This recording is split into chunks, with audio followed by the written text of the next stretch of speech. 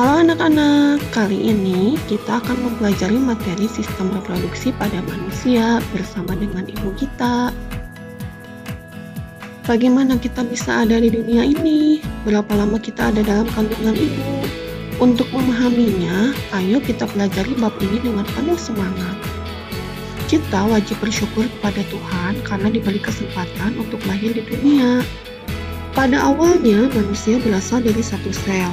Selanjutnya, sel tersebut mengalami pembelahan secara terus-menerus, sehingga pada saat dewasa, manusia memiliki sekitar 200 triliun sel. Sel-sel tersebut mengalami perubahan bentuk dan fungsi. Sel-sel yang memiliki bentuk dan fungsi yang sama akan bergabung menjadi suatu kesatuan untuk membentuk suatu jaringan. Nah, masih ingatkah kamu tentang materi sistem organisasi kehidupan yang telah dipelajari di kelas 7? Untuk mengingatkanmu, cermati gambar berikut ini. Kumpulan sel yang memiliki bentuk yang sama dan memiliki fungsi yang sama akan membentuk jaringan. Berbagai jaringan yang bekerja sama untuk menjalankan fungsi yang sama dinamakan organ. Berbagai organ yang bekerja sama untuk menjalankan fungsi tertentu akan membentuk sistem organ. Dan kumpulan sistem organ yang menjalankan fungsi kehidupan akan membentuk organisme. Sekarang kamu telah mengetahui betapa teratur dan kompleksnya Tuhan menciptakan manusia. Kita wajib mengaguminya dengan berusaha menemukan jawaban keteraturan dan kompleksitas tersebut. Kita juga harus berterima kasih dan selalu menghormati orang tua, terutama ibu kita yang telah mengandung kita selama 9 bulan 10 hari, menyusui, memberi kasih sayang, mendidik, dan masih banyak lagi pengorbanan dari ibu yang tidak dapat kita hitung. Pernahkah terpikir dalam benakmu bagaimana ibu dapat mengandung? Apakah ibu dapat mengandung tanpa kehadiran ayah kita? Tentu jawabannya tidak, bukan? Ibu kita dapat mengandung karena adanya ayah. Dari pernikahan ayah dan ibu akan dihasilkan keturunan, yaitu lahirnya kamu. Ayah dan ibu dapat mempunyai keturunan karena memiliki sistem reproduksi. Tanpa sistem reproduksi ini, niscaya kita tidak dapat lahir di dunia dan umat manusia akan punah. Sebelum mempelajari sistem reproduksi, coba kamu pahami dulu materi tentang pembelahan sel ini. Sebelumnya kamu telah mengetahui bahwa pada awalnya manusia berasal dari satu sel. Akan tetapi, karena sel tersebut mengalami pembelahan, maka jumlah sel manusia pada saat dewasa sekitar 200 triliun. Nah, dapatkah kamu menyebutkan satu alasan mengapa sel dapat membelah? Betul. Ada 3 alasan mengapa sel mengalami pembelahan. Yang pertama adalah untuk pertumbuhan. Makhluk hidup dapat tumbuh karena sel-selnya bertambah banyak. Semakin banyak sel dalam suatu makhluk hidup, maka akan semakin besar ukuran makhluk hidup itu. Yang kedua, untuk perbaikan. Pernahkah kamu mengalami luka pada bagian tubuhmu? Tentu pernah, kan? Sebenarnya pada bagian tubuhmu yang mengalami luka tersebut terjadi kerusakan jaringan. Nah, perbaikan jaringan yang rusak pada tubuhmu tersebut adalah hasil dari proses pembelahan sel. Yang ketiga adalah untuk reproduksi. Pada reproduksi seksual, diperlukan sel kelamin untuk membentuk individu baru atau anakan. Proses pembentukan sel kelamin ini dilakukan dengan cara pembelahan sel. Pembelahan sel dapat dibedakan menjadi pembelahan mitosis dan pembelahan meiosis. Pembelahan mitosis memiliki ciri-ciri: 1. Sel induk menghasilkan 2 sel anakan. Yang kedua, sel anakan tersebut mempunyai karakter yang identik secara genetik dengan sel induk. Yang ketiga, jumlah kromosom yang dimiliki oleh sel anak akan sama dengan sel induk. Ciri yang keempat, pembelahan mitosis ini terdiri atas 4 fase pembelahan, yaitu profase, metafase, anafase, dan telofase yang dapat kita singkat kromat. Setiap fase pembelahan tersebut memiliki ciri-ciri yang berbeda. Untuk memahami fase pembelahan mitosis serta ciri-ciri yang terjadi pada setiap fasenya, perhatikan gambar berikut ini. Pada tahapan profase, kita akan melihat bahwa membran inti lama-kelamaan akan rusak.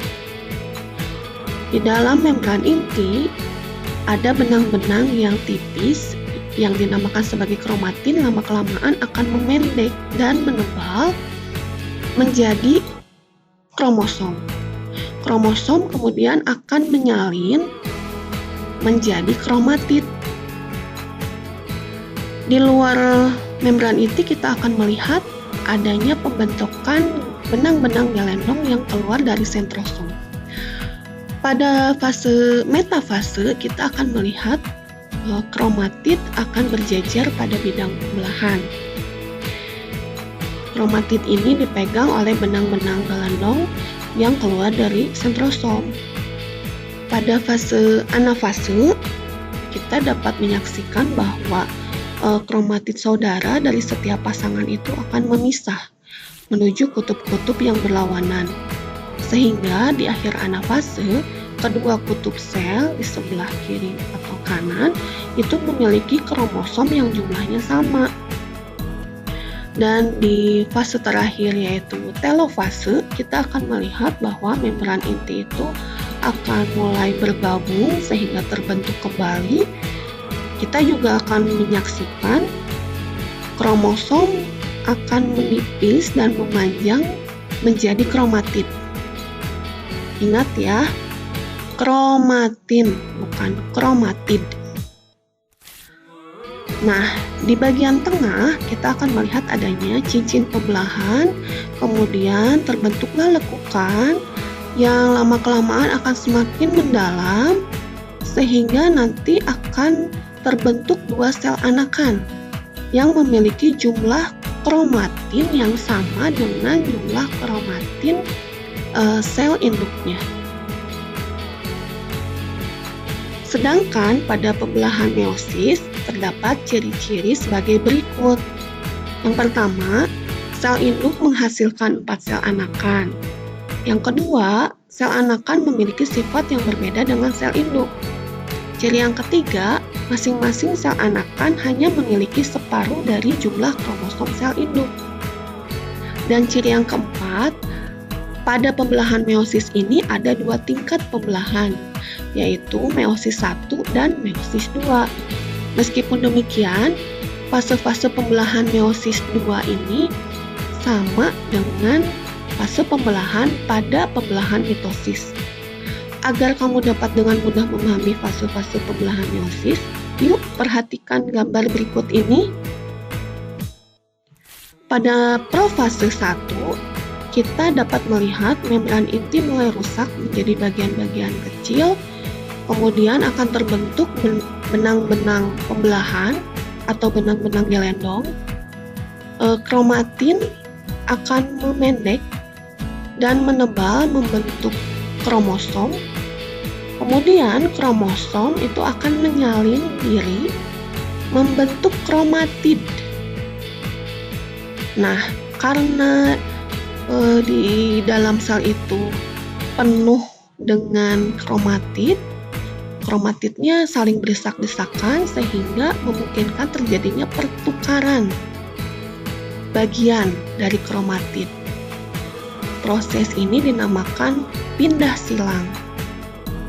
Nah, pada tahapan profase 1 ini juga terjadi pembentukan gelendong pembelahan yang keluar dari sentrosom. Fase yang kedua adalah metafase 1. Pada metafase 1, kromatid akan berjejer di bidang pembelahan. Kalian akan melihat kromatid itu berbaris ya, berpasangan. Di anafase ke-1, kita bisa menyaksikan bahwa kromatid itu berpisah ke kutub-kutub yang berlawanan. Sedangkan di telofase 1, kita bisa melihat bahwa terbentuknya lekukan yang lama-kelamaan akan semakin mendalam. Kemudian kita akan menyaksikan juga bahwa membran inti itu mulai terbentuk kembali,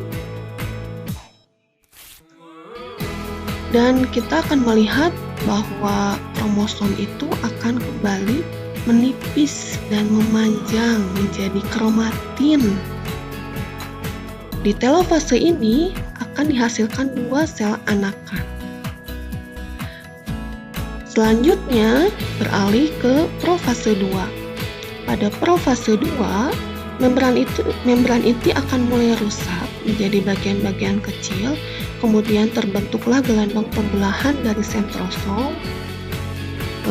Kromatin akan menebal dan memadat menjadi kromosom. Kromosom akan menyalin diri membentuk kromatid. Di tahapan metafase kedua, kromatid akan berjejer pada bidang pembelahan sendiri-sendiri ya, sama seperti pada metafase di pembelahan mitosis. Kemudian di anafase kedua kita akan melihat bahwa kromatid itu akan memisah dan bergerak ke kutub-kutub yang berlawanan. Lalu di telofase kedua, kita bisa mengamati bahwa membran inti mulai terbentuk kembali, kemudian kromosom akan memanjang dan menipis kembali membentuk kromatin, lalu terbentuklah lekukan yang lama-kelamaan akan semakin dalam sehingga terbentuklah 4 sel anakan. Nah, untuk memperdalam pemahamanmu tentang pembelahan mitosis dan meiosis, maka kamu bisa mengisi kegiatan di LKPD 1 yang akan diberikan oleh gurumu. Oke, sekian yang dapat Bu Gita sampaikan. Semoga dapat dipahami oleh kalian semuanya. Jangan lupa like dan subscribe channel Bu Gita ya. Terima kasih.